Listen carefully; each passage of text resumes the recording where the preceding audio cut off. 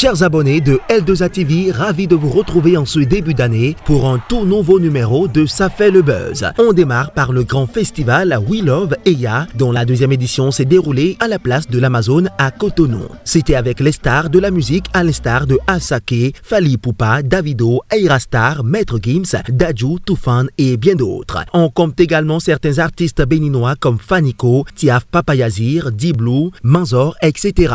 Bien qu'au départ le nombre d'artistes internationaux présents sur le festival avait été fustigé par beaucoup d'internautes, il faut dire que la réussite de cet événement a fini par faire l'unanimité.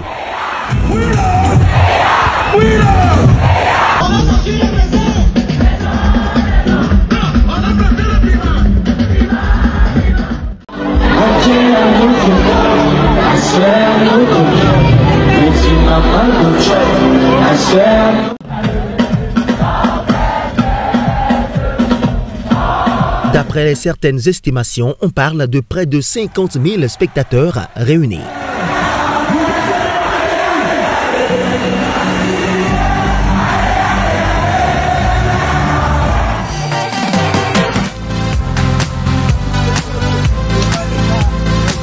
Toujours en lien avec We Love Eya, mais concernant l'artiste Manzor. Une vidéo circule depuis peu où l'on voit l'artiste s'abaisser afin de saluer l'international Emmanuel Cheyi Adebayor, juste après que les gardes du corps de celui-ci s'y soient opposés au prime abord en recalant l'artiste. Cette attitude de Manzor a suscité beaucoup de réactions sur le net. Certains influenceurs comme Habib Arandessi le révolutionnaire et bien d'autres pensent que cette attitude de l'artiste est rabaissante vu son statut. Certains par contre font le lien avec sa culture yoruba qui lui recommande de s'incliner devant un aîné. L'artiste n'a pas fait de sortie directe par rapport aux réactions, mais beaucoup de témoignages ont été partagés et démontrent clairement que Manzor a toujours été un artiste humble, respectueux malgré sa popularité. Toujours est-il qu'un artiste doit également préserver son image car il est une figure.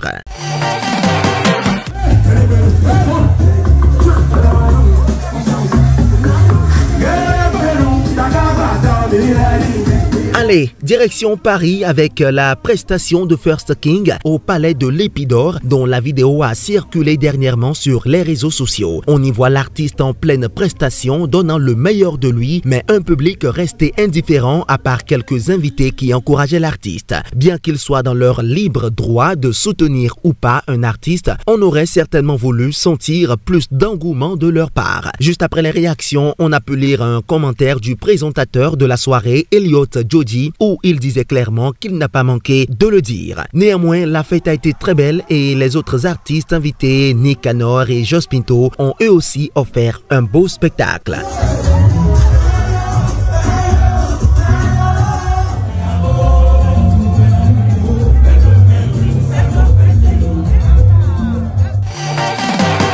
L'Amazone de Parakou. Ah oui, que cela ne vous étonne pas, Parakou a désormais sa place de l'Amazone. Enfin, une réplique qui, tant bien que mal, ressemble à la véritable statue. Les photos sont devenues très virales et postées même par l'artiste Fanico et d'autres internautes. L'artiste comédien, le président Django, comme à ses habitudes, a rendu populaire cette fameuse statue de l'Amazone de Parakou en faisant même l'inauguration avec son chargé de la défense, le général Willy. En quelques jours, la vidéo comptabilise près de 90 000 vues, des milliers de likes et de nombreux partages. L'Amazone que voici est d'une longueur de 70 mètres.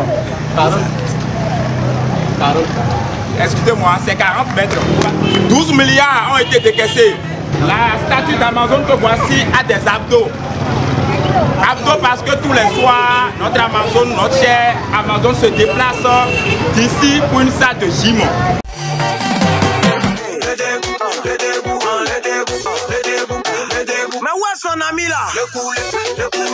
Mais attendez, finalement, qui est le coulé et qui est debout? C'est la nouvelle tendance depuis peu. Le coulé est l'expression utilisée pour désigner celui qui est financièrement à terre ou en mauvaise passe, et le debout, celui qui tient le coup et qui est financièrement bien, enfin, disons, le boss. Le concept est très vite repris par beaucoup d'acteurs culturels, de nombreux internautes, et mieux, l'artiste ivoirien Chouchou Salvador lance très prochainement un morceau dont le challenge cumule déjà plus de 256 000 vidéos sur TikTok. Mais